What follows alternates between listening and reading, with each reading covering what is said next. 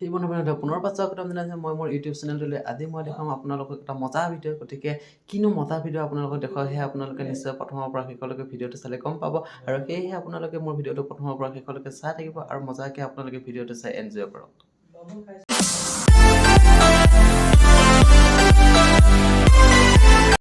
Finally ৰাতি ভাত সাজ বনাবৰ কাৰণে আমি বাৰু আহিলোঁ পাকঘৰলৈকে। গতিকে আজি ভাত সাজ একদম মানে বেছি স্পেচিয়েল হ'ব। গতিকে যিহেতু দিনৰ ভাগত সকলোৱে ব্যস্ত হৈ থাকোঁ, সেইকাৰণে দিনৰ ভাগত আমি চিম্পুলকৈ খাই থৈ দিওঁ আৰু ভাবিছোঁ ৰাতিৰ সাজটো আজি ভালকৈ খাওঁ। গতিকে একদম ভেজ থালি হ'ব। হীৰক ছাৰে তেওঁ পঞ্চমুখী কচু কাটি আছে আৰু বহুত কিবাকিবি বস্তু আমাৰ আছে বাৰু। গতিকে আপোনালোকক প্ৰতিটো বস্তু আমি ধুনীয়াকৈ দেখুৱাই যাম, আপোনালোকে ভিডিঅ'টো চাই থাকক।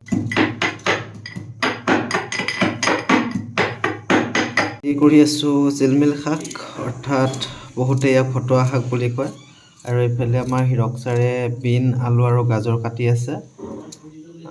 বিলাহী, আলু আৰু বেঙেনা ইয়াক ধুনীয়াকৈ আমি পুৰিম আৰু পুৰি কিনে ধুনীয়াকৈ আমি ইয়াক পিটিকা কৰি খাম। গতিকে আপোনালোকে দেখা পাই থাকিব ভিডিঅ'টো। ইফালে দুটা কেৰাহী বহাই দিছোঁ। এটা কেৰাহীত মই আপোনাৰ শাকটো ভাজিম আৰু আনটো কেৰাহীত হীৰক ছাৰে দালিটো আপোনাৰ তেল মাৰিব বাৰু। আমি শাকটো ভাজি আছোঁ। শাকটো ভাজি লওঁ বাৰু অলপমান। ভাজি লোৱাৰ পিছত তাত আৰু এটা ধুনীয়া বস্তু দিম বাৰু, আপোনালোকে চাই থাকিব। দি দিওঁ শাকখিনিত অলপমান বিলাহী দি দিওঁ।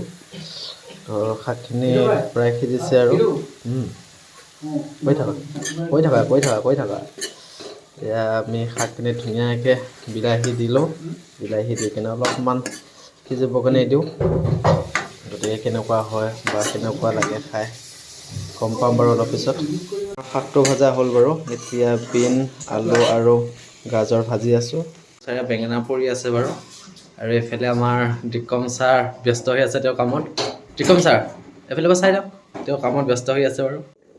হীৰক ডেকা ছাৰে চালাডৰ কাৰণে ৰেডি কৰি আছে। আনফালে দিক্ৰম ডেকা ছাৰে বেঙেনা পিটিকাৰ কাৰণে বেঙেনা ৰেডি কৰি আছে। চালাডৰ কাৰণে ৰেডি কৰিলোঁ। বিলাহী কাটিলোঁ, গাজৰ, পিঁয়াজ।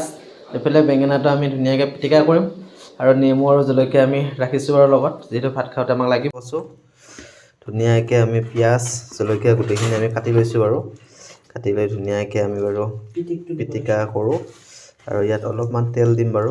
কেনেকুৱা লাগে খাই চাম কিছু মুহূৰ্তৰ পিছতে। আমি বেঙেনা আৰু আলু পিটিকা কৰিছোঁ ধুনীয়াকৈ, আৰু আনফালে আমি বিলাহী পিটিকা কৰিছোঁ। আমাৰ হীৰক ছাৰে ধুনীয়াকৈ পিটিকা কৰি আছে বাৰু। খানা ৰেডি হৈ গ'ল। দেখা পাইছে এয়া আমাৰ ভাতৰ থালিত আছে এয়া বিলাহী, এয়া আলু আৰু বেঙেনা পোৰা, এইফালে আছে বিলাহী আৰু গাজৰ চালাড, এইফালে আছে আমাৰ পঞ্চমুখী কচু, এইফালে আছে আপোনাৰ নেমু, এইটো চাইডত আছে বিন, আলু আৰু গাজৰ, এয়া পিঁয়াজ দেখা পাইছে, আৰু এইফালে আছে আমাৰ জিলমিল শাক আৰু বিলাহী। গতিকে ভাতটো আমাৰ মাজতে আছে আৰু এইটো চাইডে আছে আমাৰ দালি আৰু কচু। এতিয়া মজাকৈ আমি খাই দিওঁ। দিক্ৰম ছাৰ আৰু হীৰক ছাৰে খোৱা ষ্টাৰ্ট কৰিলে।